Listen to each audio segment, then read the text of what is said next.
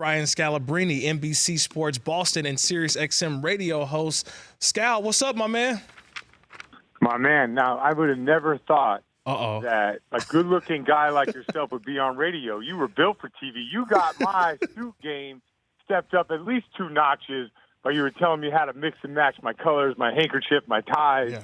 Now you're doing radio? What's the deal? Yeah, I'm doing radio with a little simulcast. So the people out there on the Audience Network can check me out. I do channel 230, 239. Yeah, 239 on DirecTV. As I do got the pocket square going for you. Like I taught you well, all right. Scal. Just want to make sure, because I'm telling you, when we worked together at Fox, you were a game changer for me. So just want to show the love and appreciation. Always appreciate it, man. But Scal, I'll start with this though. You played in an era which you had a lot of guys who still play back to the basket, and you had guys who started to play the quote unquote stretch 4, and then all of a sudden now it's positionless basketball, and we're seeing the 3-ball going up in record numbers every single game around the NBA. Why is this changing? Is this the way that teams now have to play? Yeah, so it's simply the way that they officiate the game. And I'm not knocking the officials. They're just following the rules of the competition committee.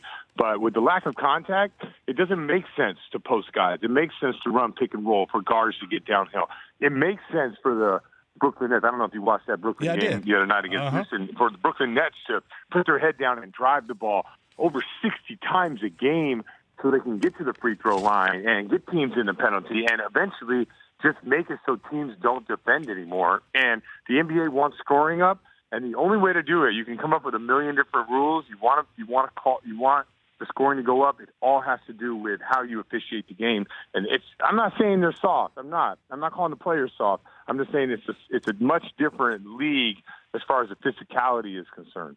It's okay to call them soft, Scal. You're okay. No, because it's not their fault. The players aren't in the competition committee. Right. Well, you would have to tell me. I think football has done the same thing with the pass interference rules. Right. And now it's no touch because they want the scoring to go up.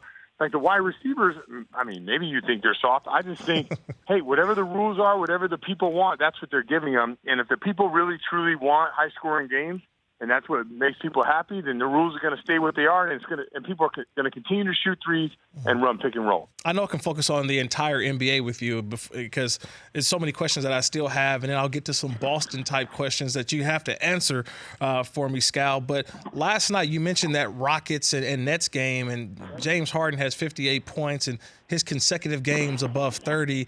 Like, have you seen this before, or what can you compare the performance of James Harden this year, and especially in this run of 30-plus, how can you describe this? This is so I wasn't born when Wilt Chamberlain did his thing, but this is Wilt-like dominant. I've never seen anything like that. Listen, I think Jordan is the greatest player ever. Like, Jordan's one of my favorite players growing up. But what James Harden is doing on the offensive end is something like we've never seen before. In a league in which I wouldn't advise anybody to dribble the ball or take step-back threes or, just play isolation basketball. That is the best offense the Houston Rockets can possibly run. And I love it. When LeBron James had a team that wasn't very good, all you would hear the media do is pile on how bad these guys are every time they lose. But when James Harden loses a game, all you hear is the media piling on him saying, you can't win this way. You can't win shooting all these shots. He's a ball hog. I don't want to see it. So why don't they pile on his team? I mean, I think if you look at the rosters that these guys have had, this roster is not very good, especially with Clint Capella and Chris Paul out, and he's carrying a load like this. The media does not treat James Harden fair, but if I had an MVP vote, I would do it right now. He would be the MVP of the league. NBC Sports Boston and SiriusXM NBA radio host Brian Scalabrine joined the Rich Eisen show, Kirk Morrison in for Rich. And I'll shift a little bit over to Boston. A big game for the Celtics last night. They win over the Toronto Raptors. A good game for Kyrie Irving. I didn't think he had it in him, Scal, when I saw not the points scored, but the 18 assists. What's the temperature of this Boston Celtics team right now, pretty much halfway through the season? So a lot of drama around the team and the stuff that Kyrie has said about the young guys and, the team having success last year. And, they're probably looking at him like, you weren't here and we were one game away. Or actually, you were probably 3 possessions away from going to the NBA Finals. But when you watch that game and you see Kawhi Leonard doing his thing and you see Kyrie doing his thing, I will say it over and over again, and probably for as long as I live, there are levels to this game. And Kyrie and Kawhi Leonard and James Harden and LeBron and all the greats out there, they can go to a level, and we saw that level the other night. Kyrie was pure dominance, and so was Kawhi Leonard up to a certain point. But Kyrie, you understand now, like at least I do in Boston, where people are asking to trade this guy, they are absolutely nuts because Kyrie is a special, special player. And if you were talking about hanging banners, he has to be a part of what they're doing going forward. The Celtics are 26-18 in the Eastern Conference. Fifth in the Eastern Conference, right? A record of 26-18, Scal. But, I think the bigger, thoughts of last night's game were the comments of Kyrie Irving after the game and saying that he reached out to LeBron to almost apologize and to say, I understand what you were doing. Like, I'm sorry. Like, how has the leadership role for Kyrie Irving sort of changed the dynamic of the team in Boston this year? Well, I would like to hear, because everyone has a different perspective on this one. My thought is he's reaching out to LeBron and saying, LeBron, I really appreciate what you did for me. I understand. I didn't understand how hard it was at the time, and now I do. And other people look at it like he's like taking more shots at his teammates. So I look at it like the former. I think that, when you're doing this and you're doing it on your own, and he probably said a few things to LeBron, or maybe even the whole asking for a trade thing, maybe that had all this to do with it. At the end of the day, I really felt like Kyrie grew up and said, man, it's a lot harder than people think to go out there and lead. It's hard for coaches to motivate. How about players who have to go out there and play and execute and also motivate and trying to win a championship with young players who are inexperienced at this point? That's not an easy thing. So where are you at with this? Because I'm like, it looks, everyone I talk to seems to be right down the middle on this one. Well, I've compared this, Scal, and I think when you grow up in your parents' household or your guardian, and your parents always telling you don't do this or you have to do it this way, and as you become a teenager and you become 16 and 18 and you finally get out of the house and you're like, I'm going to do this on my own now and I can show you. And then you get there, and I don't know how many times you had to do your own laundry at USC. They probably did all your laundry for you, right, Scal? Right, the basketball team. Come on, man. Yeah, you didn't do your own laundry. I'm not about that life. I grinded every step of the way. But go ahead, keep going. But I think once you get out of the house and all of a sudden you grow up and you become now an adult and a parent and a husband, a father, all of that, and it's to a point where I picked up the phone one day and I called my mom and I said, I'm sorry if I ever, went against your wishes or said I knew it all, because I start to see everything that you did as a parent for me growing up. I'm doing the same things now as the parent that you were. Like, I'm telling my kid, no juice during dinner. Okay, we eat dinner first and we drink juice after, so you don't get all full. And so I'm like, I learned that from my mom. Like, and so I think that's the same thing with Kyrie. All those days in which LeBron was, telling the guys what we need to do. They won a championship, and I think Kyrie wanted to do it on his own. And now he's seeing, like, I get what LeBron was doing all those times. I didn't see it then, but I see it now. So that's how I kind of compare it to just a parent and finally a sibling or a son getting out of the house. And I would just say, from that point when LeBron actually went to Cleveland, Kyrie Irving was about to sign a $95 million max contract. He was also MVP of the All-Star game. These guys are accomplished from what they accomplished last year of going to the Eastern Conference Final, but nowhere on the individual side. So they do have a long ways to go, and it's not easy winning with young guys. And I would say we've never had a problem with Larry Bird or Magic or Jordan and those guys like really calling teammates out, because that's kind of what they did back in the day, and it was okay. Nowadays, it's not okay. So, we all want like old school when it suits our needs, but when it's old school now, that people want to overreact to it. I actually, of all the players I've ever met and covered or been a part of, there's been a few. Garnett was like this, and Kidd was kind of like this. Is they don't look at it as one of 82. I think if they look at it as one of 182 times. So, like, Kyrie is devastated when they lose games. And I think he kind of wears his emotions on his sleeve. You shouldn't call out young guys like that. It should be all kept in-house. But like I said before, I think he's all about winning, and he's all about, development. He's all about the pursuit of a championship. And remember, he wasn't just along for the ride. He wasn't riding LeBron's coattails. Right. I mean, he was doing his thing out there. Yeah, trust me, it was against my team, and you know this, the Warriors. So, Oh, yeah, that's right. That's right. But I told you when I started working, I said, you're going to be fine. Trust me, these guys are really good. He's like, yeah, you be sure? Yup, these guys are really good. Sirius XM NBA Radio and NBC Sports Boston hosts Brian Scalabrine joining us on the Rich Eisen Show. Kirk Morrison here in for Rich. And the next question that I wanted to ask you about was when you kind of look at the situation going on here in Los Angeles. Now we know LeBron James has been injured, and we thought, like, how can Superman be injured? But yet he's been out the last 11 games. The Lakers are 4-7 in his absence. And there's been talk of the firing of Luke Walton.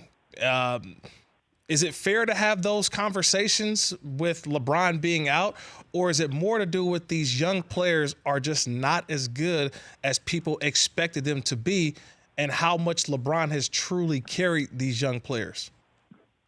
So LeBron is a gift and a curse, no question about it. Like, when he's playing, you got to have him on your team. The Western Conference is an absolute beast night in and night out. You go on a little bit of a slide, and now you're on the outside looking in.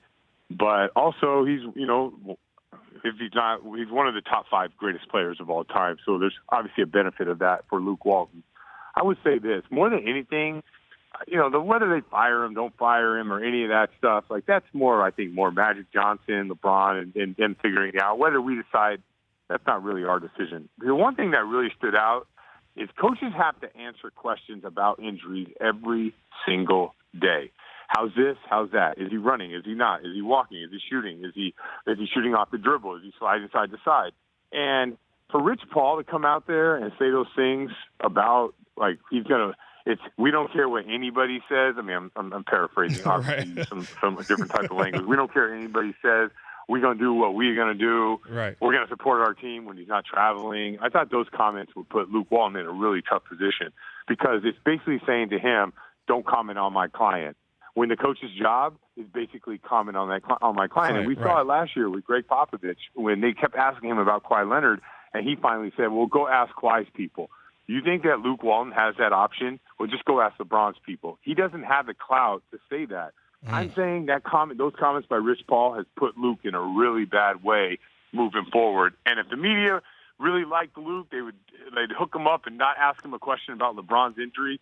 But I'm telling you, the next time they have a presser and Luke is there and he has to answer questions, that's going to be a tough position for him to be in. Yeah, it's different because, remember, this is a media area in Los Angeles in which had Kobe Bryant. So it was a bit different. Kobe kind of handled things his way, and they kind of grew up with Kobe. Sure. Where this is their first time, listening and finding how to cover LeBron James. But another big question of mine for my buddy Big Scal here, the return of the boogeyman. Yes. Boogie Cousins returning Good tomorrow question. for my That's a good Warriors, man. question. What do you expect from Boogie tomorrow? You know what? I don't know. I do expect this. I do expect him to get single covered, which Okay. I feel like that's impossible to stop him. So this is from my perspective of knowing Boogie. But I also feel like every coach in the NBA is going to run pick and roll right at him. And they had this problem with Zaza Pachulia. Like, they love to switch all the pick and rolls so they're not in rotation. I think you're going to have to come up with a defensive plan to cover for him. So it's going to be really interesting. So, one, can guys guard him, which I don't think they can, one-on-one in the post now where you're not allowed to touch anybody? Like, good luck with that. He's going to score. But then on the other end, they're going to give up a lot too. So I'm really interested to see both ends of the floor. Can he hold his own defensively? And then offensively, like, how are guys going to stop him without touching him with all that shooting? It's not like you can double team off anybody. So those two things are going to be really interesting to see. I thought Steve Kerr would put him on the backup, coming in off the bench, but they're like, no, we're starting Boogie Cousins. So really, really interested in seeing his return and both ends of the floor, what he does offensively and defensively. Last couple for you, Scott, before I let you go. I know you got a lot to do, but has the success of the Patriots, especially playing in a conference championship game, it feels like for the 50th time in a row, has that also kind of shielded some of the criticism of the Celtics? 100%. No, as soon as they're out or they win it all, it is all eyes on the Boston Celtics. So it's the biggest Patriot fan last week should have been Kyrie Irving, and I hope he did cheer for them because they do talk about it a little bit, right? But you would be amazed at local radio here and how they would talk about like the third string left tackle and how he can have a huge impact in his next game versus not talking about Kyrie Irving calling out his teammates. So it's been good, and I like the Patriots, and I continue to root for them because once they're gone, it's real for us. He played 11 years in the NBA. You made 183s, Scal? Did you know that?